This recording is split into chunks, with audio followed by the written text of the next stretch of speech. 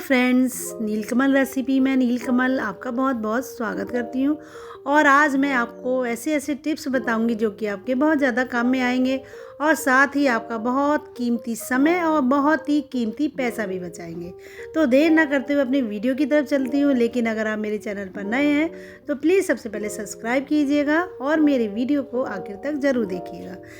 देखिए, आपने कभी टमाटर पर शैम्पू डाला है? नहीं डाला है ना? तो डालने की तैयारी कर लीजिए। मैं आपको बहुत ही अच्छी बहुत ही यूनिक टिप्स बताने जा रही हूँ जो कि आपके इतने ज़्यादा काम में आएगी और आपका बहुत सारा पैसा बचाएगी और साथ ही आपका बहुत ज़्यादा कीमती समय भी बताएगी। तो देर ना करते हुए मैं बताती हूँ कि आपको क्या करना है टमाटरों में। तो सबसे पहले हम एक पैन लेंगे। पैन में डालेंगे हम एक कटोरी पानी और उसके बाद लेंगे हम 2 मीडियम साइज़ के टमाटर और टमाटरों को हम बीच से काट लेंगे। और काटने के बाद हम इसको इस तरह से रख देंगे कि जो कटा वाला हिस्सा है वो रहे ऊपर की साइड की ओर। और इस तरह से देखिए, मैंने ये टमाटर के 4 पीस कर लिए। मैंने 2 टमाटर लिए, उसके 4 पीस किए हैं। फिर हम अपनी गैस को ऑन कर देंगे जिससे पानी जो है ना अच्छे से उबलने लगे। फिर हम टमाटर पे डालेंगे शैम्पू। जो भी शैम्पू आप इस्तेमाल करती हैं वो शैम्पू आप अपने कटे हुए टमाटरों पर डाल दीजिए। और आप सोच रही होंगी, बताइए टमाटरों पे भी कोई शैम्पू डालता है? भाई, टमाटरों से तो सब्जी बनती है, खाने के काम में आते हैं। लेकिन मैं आपको बहुत ही अच्छा एक ब्यूटी प्रोडक्ट बताने जा रही हूँ जो कि आपके बहुत ज़्यादा काम में आएगा। तो देखिए, मैंने ये चारों जो पीस हैं टमाटर के उन पर डाल दिया है शैम्पू। और शैम्पू डालने के बाद जो हमने गैस जलाई थी तो पानी खौलने लगा है। इसके बाद जब पानी अच्छे से खौल गया है उसके बाद हम डाल देंगे इसमें आधा चम्मच चीनी। वो भी मैंने थोड़ी थोड़ी चारों टमाटरों पे डाल दिए। उसके बाद हम डालेंगे एलोवेरा जेल। अगर आपके घर में एलोवेरा का पौधा लगा हुआ है तो आप नेचुरल एलोवेरा भी डाल सकती हैं। तो मैंने ये नेचुरल की जगह एलोवेरा का जेल डाल दिया है। और जेल डालने के बाद देखिए, टमाटर हमारे जो पानी डाला हुआ था ना उससे धीरे धीरे उबलने लगे हैं और पानी अच्छे से गर्म हो गया है। और गर्म होने के बाद अब हम गैस को कर देंगे बंद और इस पैन को ठंडा होने के लिए रख देंगे। अब देखिए, ये ठंडा हो गया है। ठंडा होने के बाद अब हम क्या करेंगे, तो अब हम लेंगे टमाटर और टमाटरों को हम अपने हाथ पर रब करेंगे अच्छे से, क्योंकि हमारे हाथ पे जो भी दाग धब्बे पड़ जाते हैं या इस समय हम लोग धूप में बैठते हैं तो हमारे हाथ पर सनबर्न भी हो जाता है।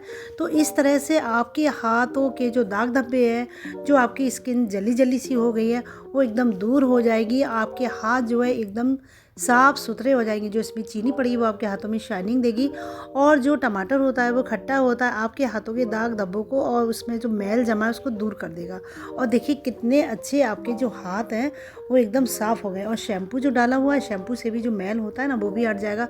तो तीनों चीज़ मिलाकर मैंने इतना अच्छा सा एक ब्यूटी प्रोडक्ट बनाया। आप इस तरह से बनाइए और अपने हाथों पर रगड़िए, अपने पैरों पर रगड़िए। आपके हाथ के और पैरों के जो निशान हैं और जो भी उनमें मैल है वो एकदम साफ़ हो जाएगा। आपको मैनीक्योर पेडिक्योर कराने की बिल्कुल भी ज़रूरत नहीं पड़ेगी। तो देखिए कितना साफ़ सुथरा सा हाथ हो गया। इस तरह से आप अपने हाथों पर और पैरों पर लगाकर आप अपने हाथों के दाग धब्बे को दूर कर सकती हैं। साथ ही आपके हाथों में एकदम सॉफ्टनेस भी आ जाएगी। तो देखिए कितने अच्छे से ये टिप्स है जो कि आपके बहुत ज़्यादा पैसे बचाने वाली है।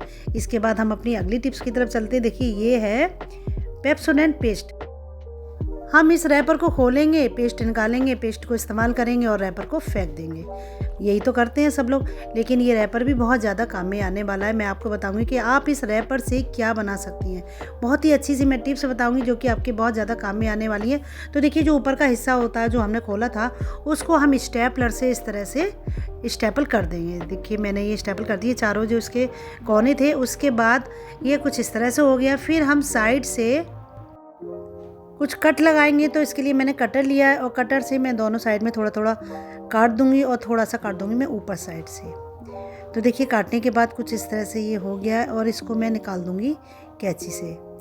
तो फिर ये बन जाएगा आपका बहुत ही अच्छा सा पेन स्टैंड। आप उम्मीद ही नहीं कर सकते कि टूथपेस्ट का जो रैपर है उससे हम पेन स्टैंड बना सकते हैं। तो मैं आपको आज बहुत ही अच्छा सा पेन स्टैंड बनाकर दिखाऊंगी। तो कैंची से देखिए एक्स्ट्रा पार्ट जो है इसको हम कैंची से निकाल दिया है और निकालने के बाद कुछ इस तरह से ये बन गया है। और फिर जो पीछे की साइड है उस पर हम कील पर टांगने के लिए एक छोटा सा छेद कर देंगे। तो मैंने कैंची से एक छोटा सा छेद कर दिया है, जिससे हम इसको किसी भी हुक पर टांग सकते हैं।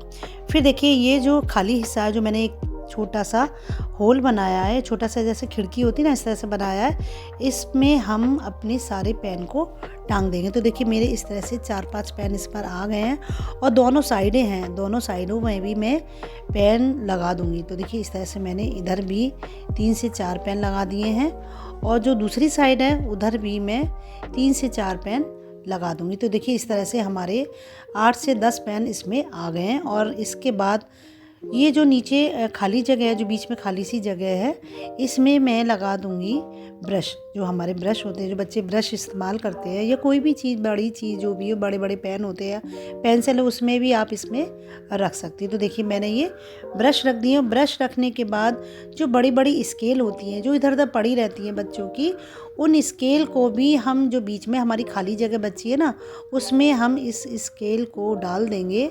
और डालने के बाद देखिए कितना अच्छा ये स्टैंड बनकर तैयार हो गया।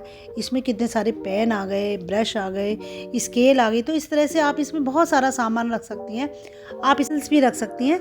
फिर बच्चों के कमरों में मैंने एक कील पर ये पेन स्टैंड टांग दिया है और देखिए कितना अच्छा लग रहा है। और इसमें कितना सारा सामान आ गया, जो बच्चों का सामान इधर उधर पड़ा रहता है वो सारा इसमें आ जाएगा। देखिए इसके बाद ये कटर है, इसको भी मैं इसमें रख दूँगी, साथ ही स्टेपलर भी इसमें रख दूँगी। तो देखिए हमारा कितना सामान इस छोटे से पेस्ट के रैपर में आ गया। तो आप कभी भी रैपर आए, आप उसको फेंकिएगा नहीं, उसको इस तरह से पेन स्टैंड बनाकर आप इसको रख दीजिएगा, बच्चों के कमरे में टांग दीजिएगा।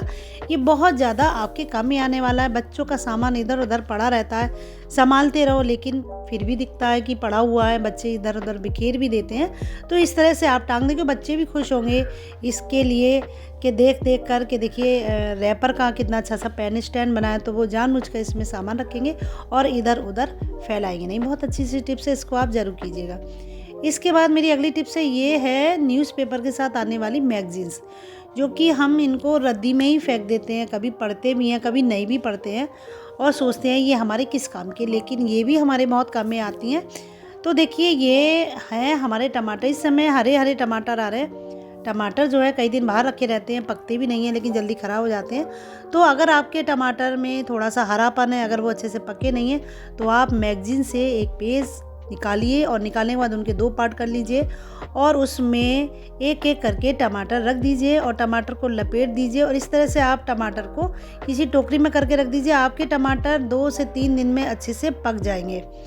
और इस तरह से ये जो मैगजीन है ना, हमारे भी काम में आ जाएगी। तो देखिए आपके कितने काम में आने वाली ये टिप्स है। आपकी जो पत्रिका है, जिनको आप अखबार समझकर फेंक देते हैं, वो कितने काम में आएगी। तो इस तरह से देखिए मैंने टमाटर को लपेट दिया, किसी टोकरी में रख दूंगी। तो इस तरह से 2 से 3 दिन में मेरे टमाटर एकदम लाल हो जाएंगे। जो हरे हरे थे, जो पीलापन था, वो बिल्कुल लाल टमाटर हो जाएंगे। इसके बाद ये देखिए पपीता लिया है, लेकिन ये देखने में तो पीला है, लेकिन इतना टाइट है, अगर मैं इसको काटूंगी तो ये अंदर से कच्चा निकलेगा।